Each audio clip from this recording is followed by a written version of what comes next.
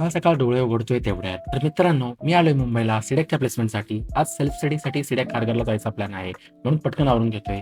आणि असंही सकाळची हवा खूप फ्रेश आहे आणि सगळं एन्व्हायर्नमेंट एकदम काम आणि पीसफुल वाटत आहे. आज राघव पण घरी आलाय आणि सकाळ सकाळ त्याच्या गमतीशीर खोड्या सुरू झाल्यात. त्याला गोलू काकाचा परफ्यूम लावायचा आहे आणि म्हणतोय की आज सगळे कपडे मी धुणार आहे, म्हणून त्याने वॉशिंग मशीनची मस्ती सुरू केली. हे झाल्यानंतर त्याला माझा सिडॅक ग्रॅज्युएशनचा व्हिडिओ बघायचा होता आणि जेव्हा पण तो त्यात मला बघतो, त्याची रिएक्शन काही अशी असते. या सगळ्यानंतर सिडॅकला जायला पण खूप उशीर झाला होता, म्हणून मी लगेच निघालो.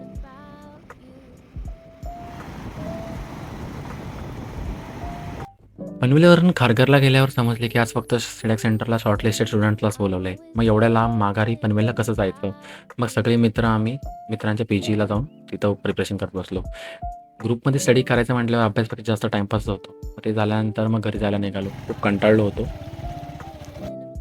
घरी गेल्यानंतर घसा खूप दुखत होता. मग चहा पिला. चहा पिल्यानंतर परत राहिलेला प्रिपरेशन करत बसलो कारण दिवसभर काही नव्हतं झालं आणि मग म्हटलं उद्या भेटूया.